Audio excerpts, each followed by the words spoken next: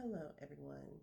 This is Prophetess Dion Marie, and I have a story about Isaac, Isaac and Abimelech.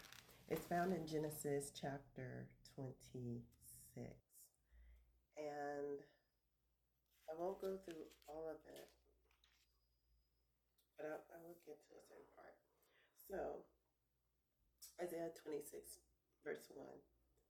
It says, "There was a famine in the land, and besides the first famine, there was the days that was in the days of Abraham. And Isaac went to Abimelech, the king of the Philistines in Gerar. Then the Lord appeared to Isaac and said, 'Do not go down to Egypt. Live in the land which I shall tell you. Dwell in this land, and I will be with you and bless you. For to you and your descendants I will give all this land, and will perform the oath which I swore to you, to Abraham your father. And I will give your descendants I will make your descendants multiply as the stars of heaven. I will give to your descendants all the land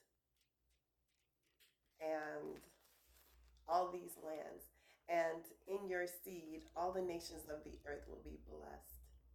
Because Abraham obeyed my voice and kept my charge, my commandments, my statutes, and my laws.' So Isaac dwelt in Gerar, and the men of that place asked about his wife. And he said, 'She's my sister.' For he was afraid to say, 'She's my wife,' because he thought, 'Least the men of this place killed me for Rebekah, because she's beautiful to behold.'" So I'm going to stop right there because I want to mention, sometimes when you are blessed and the hand of God is on your life and others see the hand of God on your life, do not shrink and be small and be less than what God called you to be, because other people are looking at it. Sometimes you think you're protecting what God has for you or what God has given you, because you kind of like lie about it. You have false humility by, acting like you really don't understand. Um, but when you see other people wanting what you have, and sometimes you're afraid they'll want it, and there are people like that. But you have to go into prayer to protect what's yours. You don't have to lie about it or dance around it, but pray about it, because there are people who will be envious and jealous of what God has for you and what God, and some people will try to kill you for it.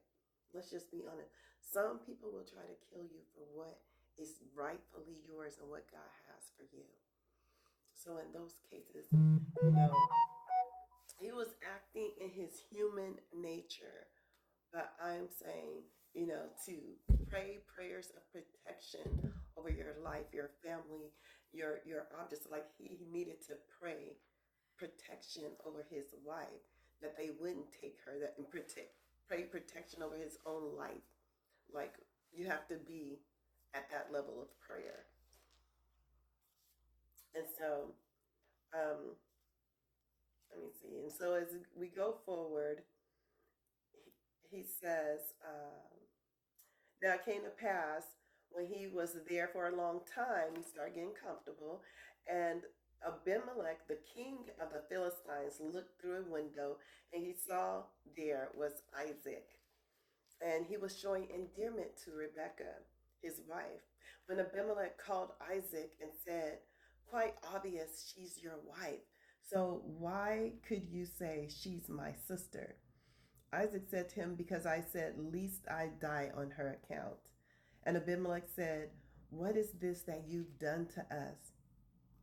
See, one of the people might soon have lain with your wife, and you would have brought guilt on us all." So they were aware enough to know if they did something to his wife, excuse me, if one of the men tried to be with his wife, all of them would have had guilt on them, and they know that God would have done something.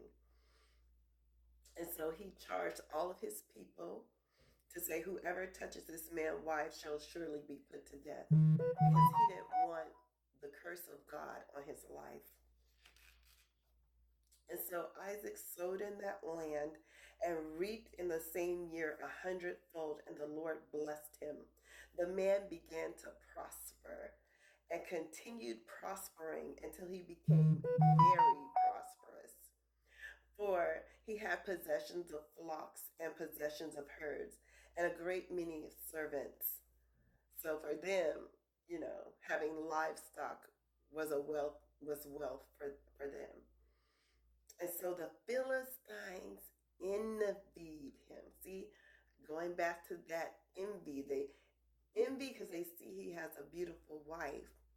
And now they're seeing God prosper him in that land. And it must have been so big, bigger than anything that they've even seen. So, there was some intimidation there, as well as envy, like, look at him. Look how he's prospering. Look how he's growing. Look how him and his people are growing here. And so when people see you prospering, when people see you getting bigger and bigger and seeing that you're expanding, and they will envy you. Some people will envy you instead of supporting you, instead of seeing how they can help you. They will envy you, be jealous of you. And so, like I said, because he became very prosperous. And let's see. Now the Philistines had stopped up all the wells which his father's servant had dug in the days of Abraham, his father.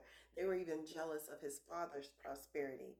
And they had filled them with earth, putting dirt in the wells. And Abimelech said to Isaac, "Go away from us, for you are mightier than we." Get out of here.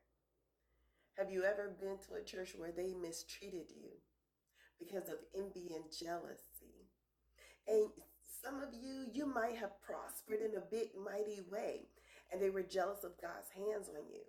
But sometimes you may not have prospered tangibly, money-wise, but maybe prospered in your soul, and they see that you still have something that they don't have. You have a light that they don't have. You have an anointing. Okay, you have a knowing in the spirit. You hear from God, something they can't even tap into. And they may have money and all types of outer things, but they don't have those things inwardly. And so they envy that. Or they may say, look, this person think they're this and they think that they're that. And next thing you know, they're jealous of you and they're pushing you out of the church, or they coming up against you. Sometimes it could be the leaders. The leaders could be jealous of what they know God is about to do something great and mighty in your life, and they want to give you humble pie. So let me tear this person down so they can feel like nothing. I want them to believe that they're nothing and they're a nobody. Let me set the record straight and put them down. Because there are some people who don't know how to lead. And so I'm not saying I'm not speaking against leadership or pastors per se, but there are, those who do not know how to lead, even though they have the titles. And they're abusive with their leading. And so jealousy and envy will have them treat you a certain way and push you right out of the church. I say to you, do not allow anyone to push you out of position, no matter who they are, not even the leaders of the church. Stay strong in the Lord and in the power of his might. There's more that I have to say on this subject.